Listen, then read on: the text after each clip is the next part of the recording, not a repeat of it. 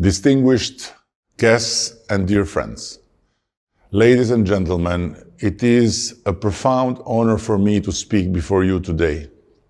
And of course, I would have dearly wished to join you in person at this meaningful gathering, a celebration of intercultural and interreligious dialogue in a world that sadly seems more and more withdrawn into itself.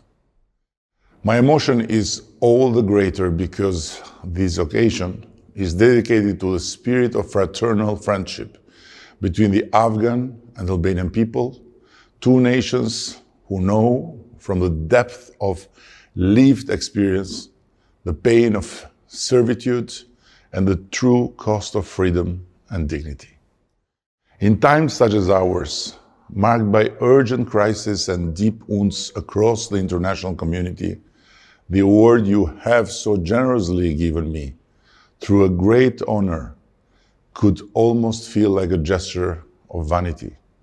And yet, I have chosen to be with you in thought today and to accept this distinction in my heart because I believe it carries something far more important, a sign of hope, a very small but yet powerful antidote to the illnesses that threaten the soul of our humanity. What you are doing here deserves recognition and support.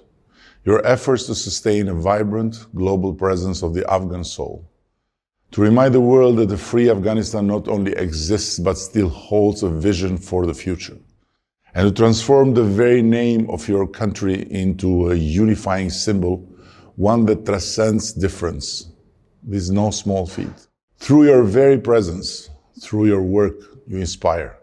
You show that it is possible to awaken from nightmares, if only we have the courage to open our eyes, that evil can be overcome so long as we do not falter in our will. There are no incurable diseases, only the lack of will. Allow me to borrow the words of Ibn Sina, known to many as Avicenna, who once offered a diagnosis for the gravest illness of any age. It is with deep humility that I now find my name associated with his, through the honor of this award. By strengthening your initiatives, of which the Avicenna Prize stands as one of the most remarkable, you act as a kind of medicine, a conscious, concentrated remedy, a force against darkness, against despair, and against the resignation to humiliation.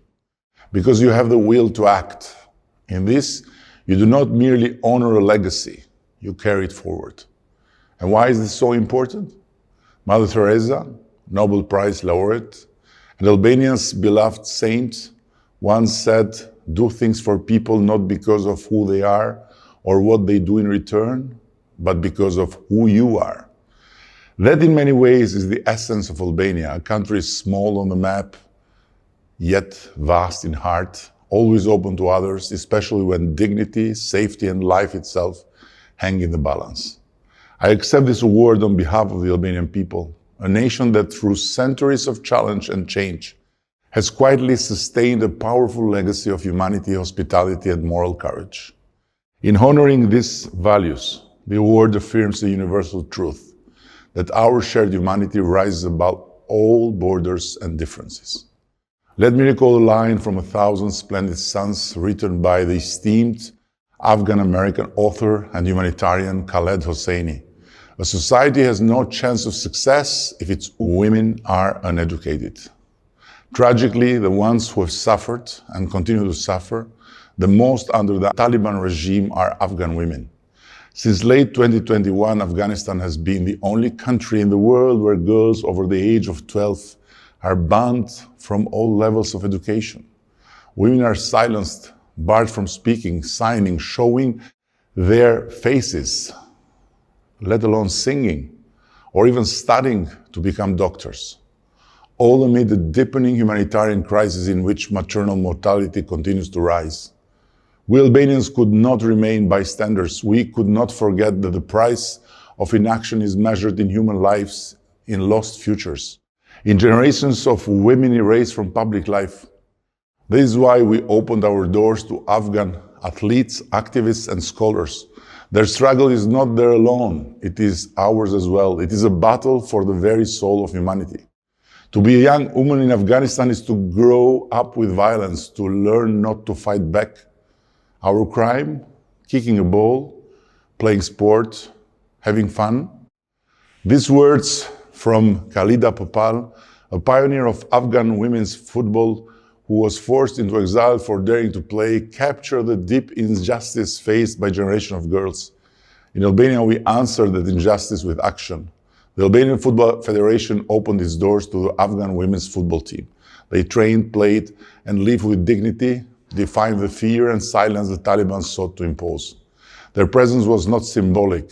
It was powerful proof that hope can grow again, even after such a devastating event. This too is part of our identity. Just 30 years ago, Albanians were the ones fleeing fear and oppression from our own red Taliban.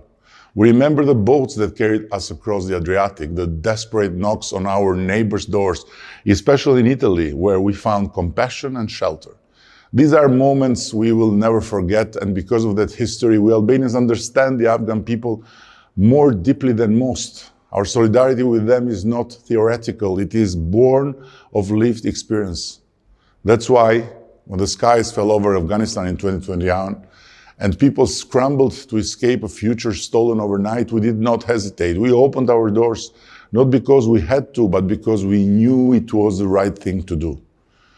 We may not have had vast resources, but we had something that showed to be greater. The will to act with honor, to remember our history, and to live up to our values. Remember once again Avicenna's words, there are no incurable diseases, only the lack of will. As Khaled Hosseini also wrote in The Kite Runner, war doesn't negate decency, it demands it even more than in times of peace.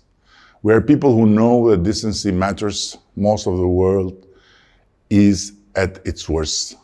Our history calls us to this truth. During World War II, Albania was the only country in Europe with more Jews after the Holocaust than before it. Muslim and Christian families across our nation risked everything to hide and protect Jewish lives. In 1999, as ethnic cleansing swept through Kosovo, we opened our arms to 500,000 of our brothers and sisters, not because it was easy, but because it was right. When the Afghans came to us, we saw their humanity, not their passports, not their faith. In their struggle, we saw a reflection of our own story. In Albania, they found not just shelter, but life. Zendagi Migzara says an old Persian phrase, life goes on, and indeed their life continued in Albania. Children returned to school. Albi, the first Afghan baby born on Albanian soil, came into the world. A couple even ran in our annual Tirana Marathon, and the displaced community slowly found the breath of life again. These were not isolated moments of normalcy. They were quiet acts of defiance against despair and powerful proof that dignity can be reclaimed even after displacement. May this award serve as a solemn reminder that peace is not a passive state, nor simply the absence of war. Rather, it embodies the presence of justice, dignity, courage, and decisive action.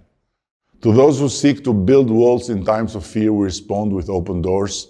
And to those who claim that nothing can be done in the face of cruelty, we say we remember. We act not for applause, but because it is who we are. Thank you so much. God bless you. And God bless Afghanistan and its very brave people, and especially women and girls.